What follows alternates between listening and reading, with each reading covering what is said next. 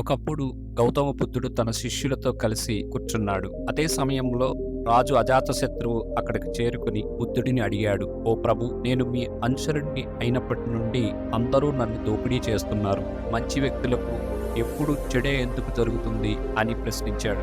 వారు నా ప్రశాంతతను అలసుగా తీసుకుంటున్నారు. నేను మీ అనుచరుడిని కాకముందు అందరూ నన్ను చూసి భయపడేవారు.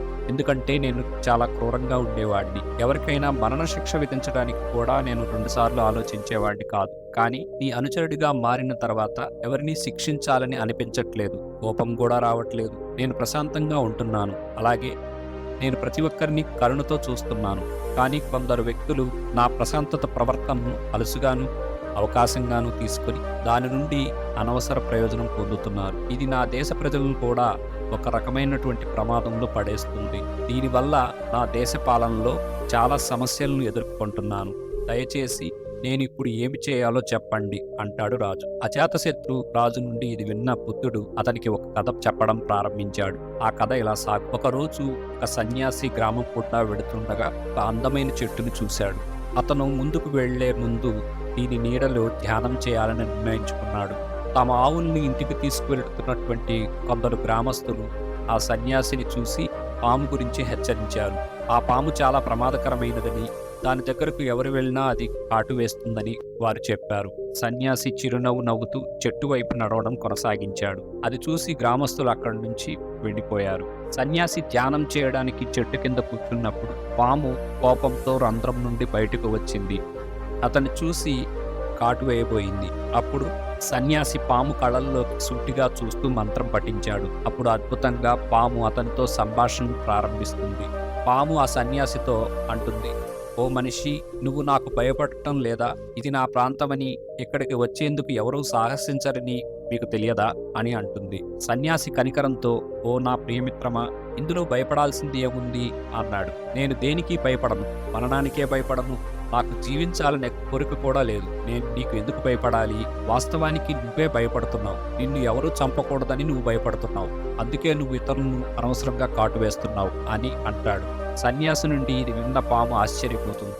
తనను చంపటానికి ప్రయత్నించిన వ్యక్తులను లేదా తనకి భయపడి పారిపోయే వ్యక్తులను మాత్రమే అది ఇప్పటి వరకు చూసి, కానీ తనకి భయపడని ధైర్యం కల వ్యక్తిని ఇప్పటి వరకు చూడలేదు. అది విన్న పాము సన్యాసి పాదాలకు చుట్టుకుని, ఓ ప్రభు, నువ్వు చెప్పింది నిజమే. నేను ఈ రోజు వరకు ఏమి చేసినా నా ప్రాణాన్ని కాపాడుకోవటానికి చేశాను. నేను అలా చేయకపోతే ప్రజలు నన్ను చంపుతారు. అప్పుడు సన్యాసి అన్నాడు, నువ్వు చెప్పింది నిజమే, కానీ నా ప్రియమిత్రమా, ఒక విషయం గుర్తుంచుకో. జీవితం అనేది ఏదో ఒక రోజు ముగుస్తుంది. కాబట్టి దానిని కాపాడుకోవటానికి ఇతరులను చంపడం తగదు. మీ జీవితానికి సంబంధించిన ఈ అనుబంధాన్ని విడిచిపెట్టి ఇతరులపై ప్రేమతో ఉండు అని హితబోధ చేశాడు. ఇలా చెప్పి సన్యాసి అక్కడి నుంచి వెళ్ళిపోతాడు.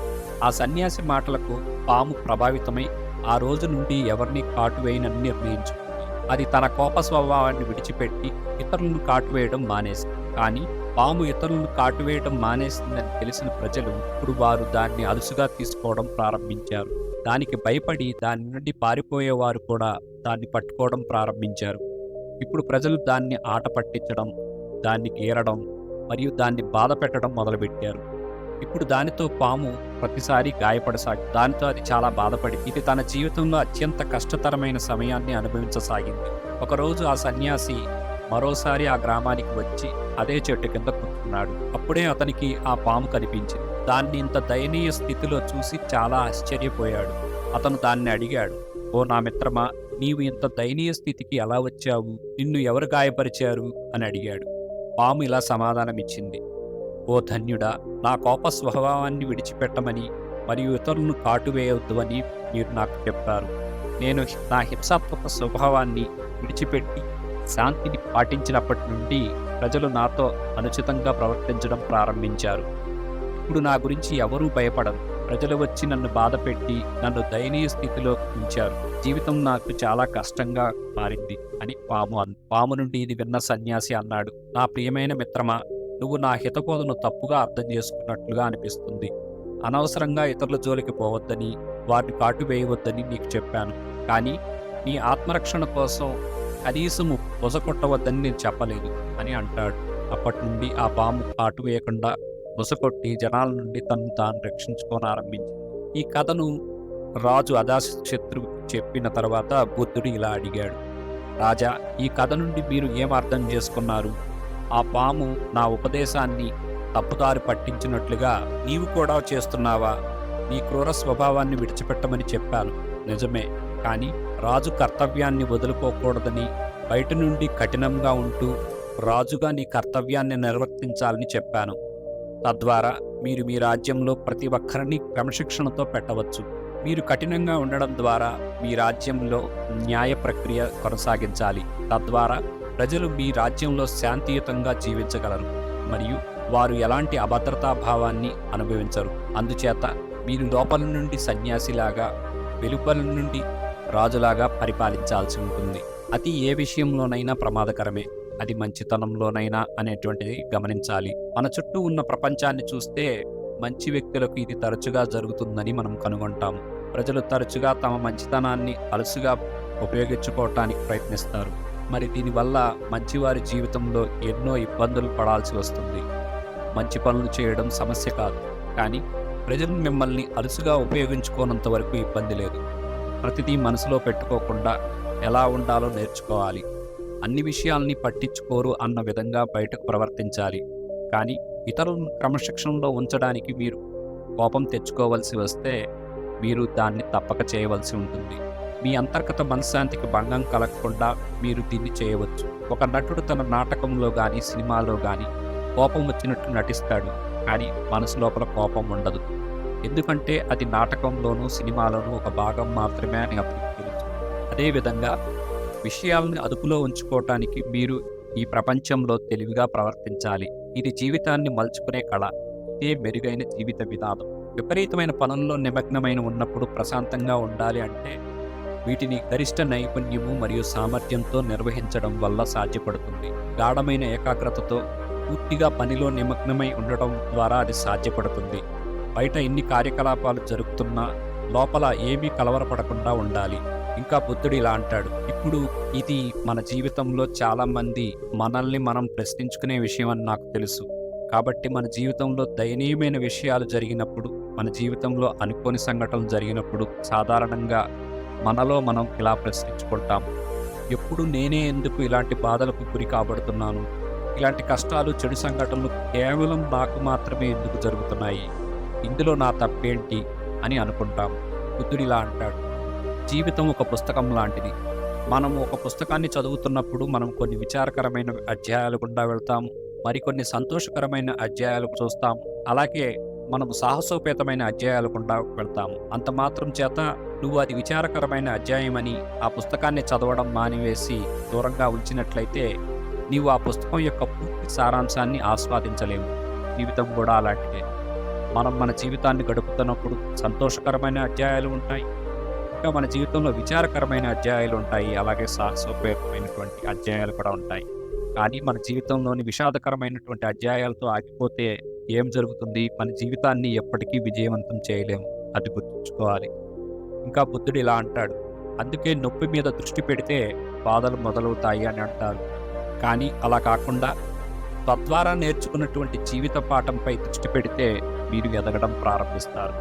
కాబట్టి జీవితం మీకు కఠినమైన పాఠాలు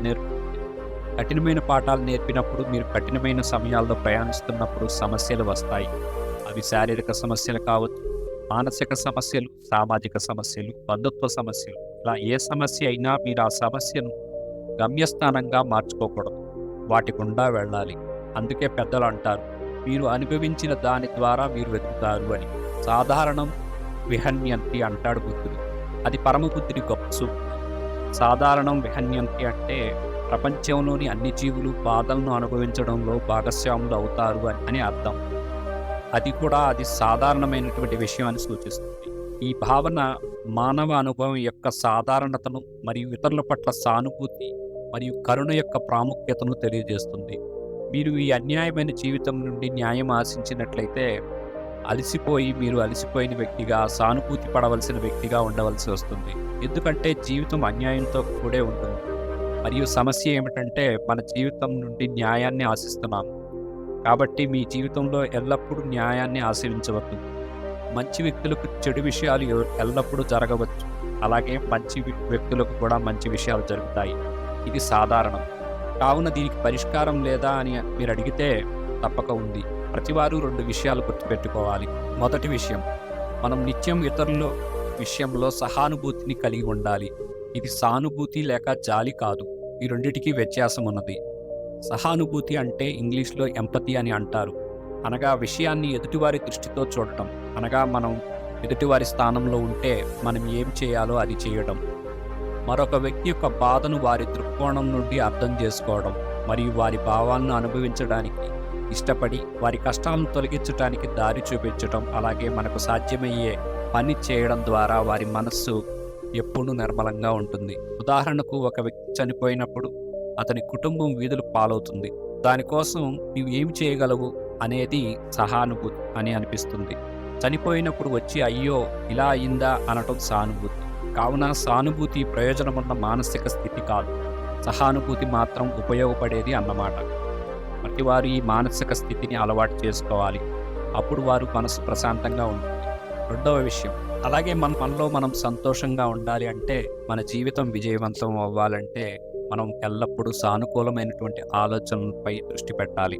మీరు సానుకూలమైనటువంటి ఆలోచనలపై ఎంత ఎక్కువ దృష్టి కేంద్రీకరిస్తారో అంత ఎక్కువగా మీరు సంతోషంగా ఉంటారు మరియు మీరు జీవితాన్ని మరింత గొప్పగా మార్చుకోగలుగుతారు. అలాగే మీ సమస్యల నుండి బయటపడి మీ జీవితంలో పతనమైన పరిస్థితుల నుండి కూడా దాన్ని పునర్నిర్మించుకోగలిగి ఉంటారు. ఎప్పటికీ సంతోషకరమైన జీవితాన్ని గడపగలుగుతారు. ప్రతికూల ఆలోచనల నుండి సానుకూల ఆలోచనల వైపు మనం ఎంత త్వరగా మలుచుకోగలిగితే అంత త్వరగా జీవితం సంతోషమయం అవుతుంది. నమో బుద్ధాయ.